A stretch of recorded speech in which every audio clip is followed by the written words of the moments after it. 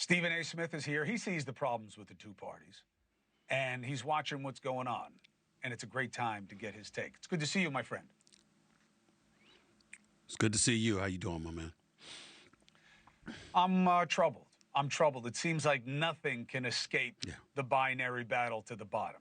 Nobody can be a fair broker on anything. It's got to be advantage. And it looks like the Democrats believe the answer is to mirror MAGA and go straight populist, and the other side's the enemy. And I think you're seeing that about questioning the unknown with the bombing. The only thing that I would challenge you on with that, Chris, is that you sound like it's something that's new. The Democrats were doing it when Biden was in office. Look at the extraordinary measures that they went through to try to ensure that Joe Biden win the election, or ultimately the Democrats win the election. Initially, they were chanting 4 more years for a man that was going to be 82 years of age come inauguration time. And then when they recognized that they weren't going to get away with that, they bypassed the Democratic process to ensure that Kamala Harris was going to be the Democratic nominee. And now we're seeing so many things and hearing so many things about they were engaging in when we know good and well they would have lost their minds if this was happening on the side of the GOP. So when you think about the accusations that they had levied against former President Trump at the time, and the things that they were saying about him, his administration, members of the GOP in the House and the Senate that were in support of him and didn't speak out and weren't verbal enough and as vociferous as they could have been, just imagine what they would have said about it if it was the other way around. Think about some of the things that they said. So it's not new to me. It's not a surprise, but it's incredibly unfortunate, and I don't blame you for feeling the way that you feel. It does seem as if there's a level of extremism that has been more so adopted by the left in this day and age to match what they believe they were getting from MAGA. But here's the interesting part.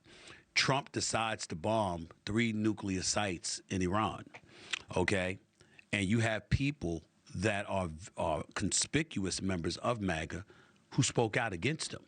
Labeling themselves proud nationalist, isolationist, whatever you want to call it. It could be a Tucker Carlson. It could be a Steve Bannon, who both you and I have spoken to. It could be Representative Marjorie Taylor Greene, amongst others. These are people that normally are staunch supporters of all things Trump, and they spoke out against him. Whereas folks on the left, they were finding their own reasons to obviously speak out against him and be very, very predictable, because their attitude and their approach is to be all things and anything anti-Trump. Apparently, they believe that's what's going to keep them remaining in office and elevate their level of power. Yeah, I see what you're talking about there on the right. I actually think that's a huge miscalculation by, MTG. She's not really a player anyway. But the pod people, the pod bros, going bad on Trump is a huge miscalculation, because they were nothing before him and they're going to be nothing after him. And they're just lucky he did not seem to worry enough about their criticism to crush them, because he could do what he does best, which is just start talking about them by name and how they're un-American or whatever he wants to call one of his critics. I only point out what I say about the left because I've never seen AOC lead before. I've never seen AOC lead on the heels of going around with Bernie talking openly about being socialists and socialism being the answer, and calling for impeachment as like the lead factor from the left. That's new for her.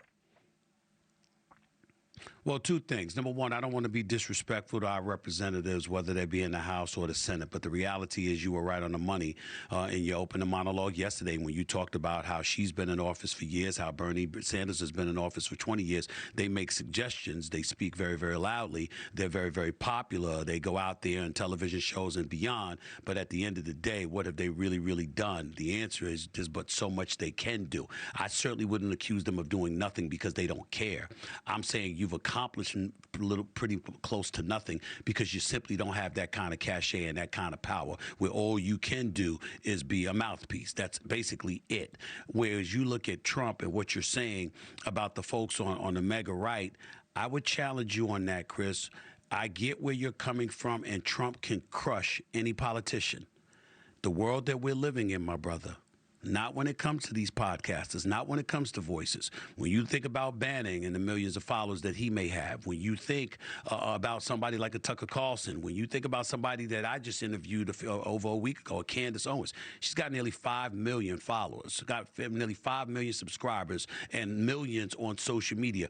Those voices ain't going away just because Trump criticizes them or tries to crush them, because you have folks that refuse to capitulate even to him when it comes to their voices being heard. And Trump can do a lot of things, and he can do a lot of damage to elected officials. But you know what the podcasters can do that Trump can't do?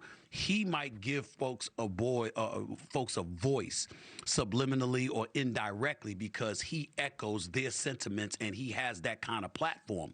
But podcasters can literally give you a voice because they can put you on a microphone and let you speak to their audiences while they're talking directly back at you. And suddenly you find yourself like-minded and you're not going away. That's the world that we're living in. That's what's changed about today's world compared to what it once was. So I would give you a little pushback on that. But in the end, I would tell you this. This is why the GOP are sitting pretty right now.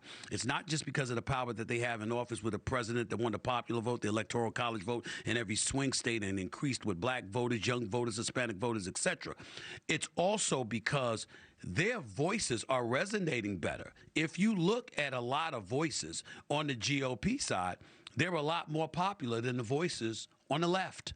So the left is going to have to figure that out. They're going to have to gain or elevate in the realm of populism in order to ultimately resonate and really make a dent to the way and in the fashion that they're hoping to do so. If they don't pull that off on a national scale, if they don't pull that off, it's going to amount to nothing. They'll lose the midterms. They'll lose the general election in 2028.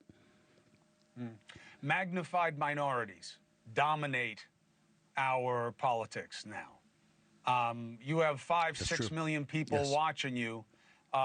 You know, you're not in great shape as a network television show, but as a podcast, you know, you're hegemonic. Right. What my point about Trump is, when he kicked Steve Bannon out and said he's crazy, the war room was getting no traction.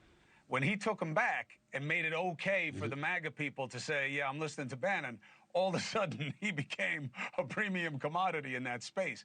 I'm just saying there's a price for Fealty. There's an upside and there's a downside.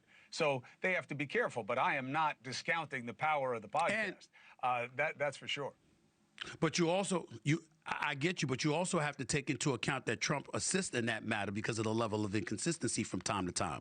Once upon a time, he's campaigning, he's coming across as somebody that's nationalistic, that's not interested in engaging in wars or anything of the sort. Right. Suddenly, that has changed. We think about him and what he said. He's talking about, you know, federal holidays and how people aren't working. What is the day that he chooses to echo that sentiment? It's on Juneteenth.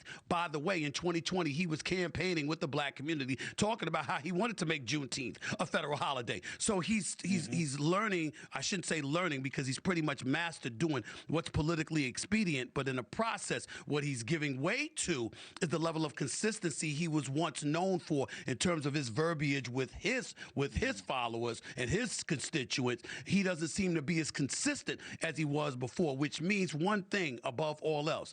He's feeling himself because he's taking chances, he's doing things, he's leading the belief that it's working out, it's emboldening him. And then when you look at whether it's cabinet members, whether it's politicians on Capitol Hill or anybody else, I mean anybody that does anything for him, notice how no matter what they've accomplished, they must always take a few moments to pay homage to the president, to talk about how great he is, how wonderful he is, how marvelous he is. He is just this fabulous human being, the great leader that has been descended down upon us by God himself. God has touched his shoulder, and this is what is going on. This is what they're saying. This is what they're feeling. Look at Pete Hegseth. Look at the Defense Secretary of the United States. Listen to him talk when he was going off on the media. You guys just want to go after Trump, excuse me, and then you try to shield yourself in any potential cynicism or criticism, whether it be toward towards you, towards Trump, or anybody else, by using our American soldiers, knowing that no decent, God-fearing American in this country would ever dare speak against our soldiers who put their lives on the line for us. And because we're questioning you and how effective you were, you want to hide behind the military. This is the kind of stuff that goes on. And even in the midst of all of that, he still made sure, let's praise Donald Trump, our modern day godlike figure. This is how they're rolling right now. So if you're noticing it and I'm noticing it, you know Trump is, and you know how that makes him feel. And if that makes him feel that good and that much more emboldened, who knows what mistakes he may make down the road in going against that very base who has supported him. Because instead of needing their support, he's convinced they'll need him. And who knows what that will lead him to do. That's what we need to keep a watchful eye on. That is some very, very wise words. Stephen A. Smith, thank you very, very much. I like you in front of that White House like that, by the way. Right, See you in front of the Capitol right now. See you in front of the Capitol. I know what you're doing. I know what you're putting out there, Stephen A. I'll talk to you later. Thank you. Thank you for watching. Subscribe below and download our NewsNation app right now on your phone, and you will get fact-based, unbiased news for all Americans.